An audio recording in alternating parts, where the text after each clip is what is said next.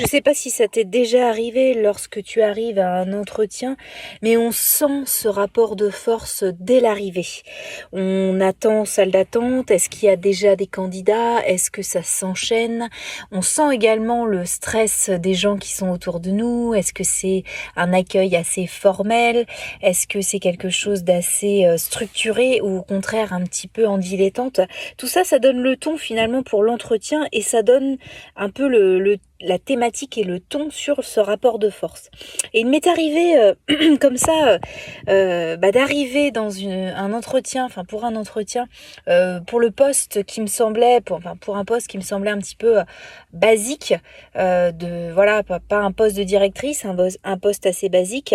Et il m'est arrivé finalement de me retrouver avec une multitude de candidates autour de moi et 4 recruteurs devant moi. Alors ça, c'est vrai que c'était vraiment pas évident parce que il y avait une différence énorme entre la simplicité du poste sur lequel je postulais et l'importance que donnait l'entreprise du fait de quand même donner, enfin octroyer une après-midi, voire une journée entière à 4 personnes, donc 4 salariés de son entreprise pour recruter juste un seul poste. Et je sais pas si toi ça t'est déjà arrivé, mais bon, 4 personnes généralement c'est assez intimidant. Moi je leur donne un peu des petits noms et pour moi ils ont chacun leur rôle en fait dans ces personnes-là. Il y a toujours une personne qui est un peu, qui est sympa, qui t'accueille, qui a le sourire, sur laquelle tu vas avoir tendance d'ailleurs à te focaliser parce que c'est quelqu'un qui va te poser des questions relativement faciles, qui va essayer de te mettre à l'aise, qui va sourire quasiment pendant tout ton entretien. Donc c'est un peu le point de référence et souvent ils mettent la personne au milieu pour te mettre en confiance et t'envoyer un message positif pour que tu te détendes. Je sais pas si ça marche, mais en tout cas c'est l'idée.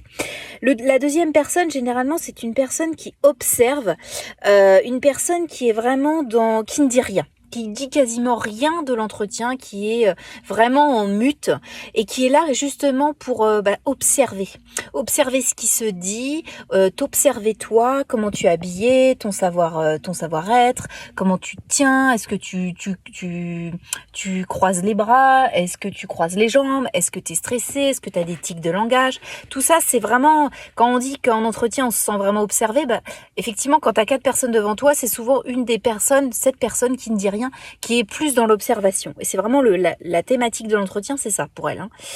Souvent, c'est quelqu'un qui a pas forcément de lien direct avec le poste qui est proposé, mais qui peut avoir un certain recul, une vision un peu plus globale du poste dans son ensemble. Enfin, en tout cas, plutôt une vision service, ou thématique, plutôt qu'une version cœur de métier.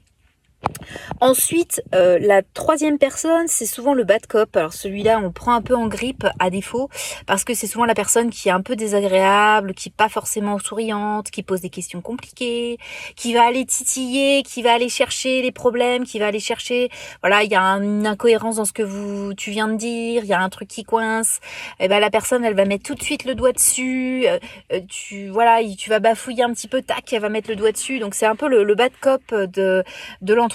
C'est souvent la personne qu'on n'aime pas trop dans l'entretien, et pourtant le fond, je pense, c'est pas forcément mauvais, mais c'est souvent la personne qu'on appréhende le plus. Et ensuite, la quatrième personne qui est présente, c'est une personne qui va souvent te parler de vision un peu globale. Donc soit c'est la personne qui t'accueille et qui présente un petit peu le poste, etc., mais qui est ni plus ni moins, qui est ni méchante ni gentille, mais qui va te présenter les choses dans sa globalité, qui va te raccompagner, en fait qui va plutôt faire la partie introduction et fin de l'entretien, et qui va plutôt te dire le poste est à pourvoir à telle date, ou présenter un petit peu la structure dans laquelle tu passes ton entretien. En tout cas, moi je trouve que c'est intéressant ce mode de fonctionnement. C'est un entretien que j'ai passé il y a pas mal de temps déjà, mais la chute de l'histoire, c'est vraiment cette différence entre cette armée de recruteurs qui venaient m'accueillir, donc 4 personnes pour un pauvre petit poste, qui plus est, au cours de l'entretien j'ai appris que c'était au SMIC, le recrutement, enfin la rémunération du poste était au SMIC à l'époque, et en plus de ça c'était un CDD d'1 mois. Donc c'est pas non plus un poste c'est pas un poste de directrice. ça avait pas de sens en fait. C'était vraiment la mise en scène qui était complètement incohérente et l'importance que donnait l'employeur au poste qui était complètement démesurée. Cette espèce de mise en scène un peu bizarre pour se donner de l'importance dans le fond, alors que finalement c'était juste un petit poste en CDD d'un an payé au SMIC. Là, c'est assez intéressant parce que finalement pendant l'entretien, j'ai le fait d'avoir la chute et qu'on me dise bah oui c'est un paiement, enfin c'est un salaire au SMIC. Je me suis dit ah oui donc en fait il y a une montagne en face de moi de recruteurs pour un quignon de pain rassis jeté à mon visage. Donc bon là je me suis dit bah c'est bien, je crache pas sur les postes au SMIC, hein, c'est pas du tout l'idée. Mais il y a une espèce de différence énorme entre quatre personnes. On arrive à se décoincer l'équivalent de quatre personnes, donc quand même des salaires qui sont assez importants de ces quatre personnes-là pour une journée, voire deux, parce que les candidats, les candidates, pour ainsi dire, c'était majoritairement des femmes, s'enchaînaient et au final, on n'était pas capable de payer la personne qui allait arriver un petit peu plus que le SMIC. Donc c'est vraiment, ça aide énormément à prendre du recul parce qu'il y avait vraiment cette aberration. C'est pas toujours le cas en entretien d'avoir ce genre de fonctionnement-là, mais je trouvais intéressant de t'en parler aujourd'hui parce que c'est peut-être ça t'est peut-être arrivé, et si c'est le cas, remets un peu les choses dans leur contexte. Alors des fois, l'entretien, c'est pas toujours facile, mais après coup, on se redit, non mais c'était aberrant de se faire accueillir comme ça et d'avoir un entretien aussi complexe et aussi poussé pour un poste qui finalement n'a pas autant d'enjeux que ce que pense l'entreprise. Voilà ce que je voulais te dire aujourd'hui. J'espère que ça t'a un petit peu guidé. L'histoire était intéressante. En tout cas, j'ai plein d'anecdotes à te donner parce que je suis restée quand même plus de 15 ans en intérim. Là, depuis quelques années, ça y est, je suis en CDI. Mais voilà, je voulais t'aider au maximum dans tes entretiens. Voilà, si t'es intérimaire, je sais ce que c'est que d'avoir été intérimaire pendant des années. Donc, n'hésite pas à t'abonner.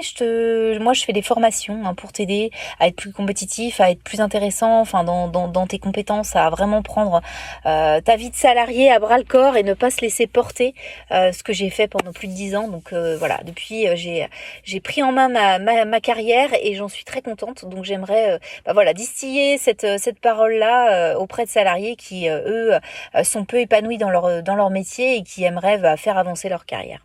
Donc n'hésite pas à t'abonner, le lien est sous ce podcast. Et puis moi je te dis à la semaine prochaine pour une nouvelle histoire et une nouvelle anecdote sur des entretiens. Allez, salut!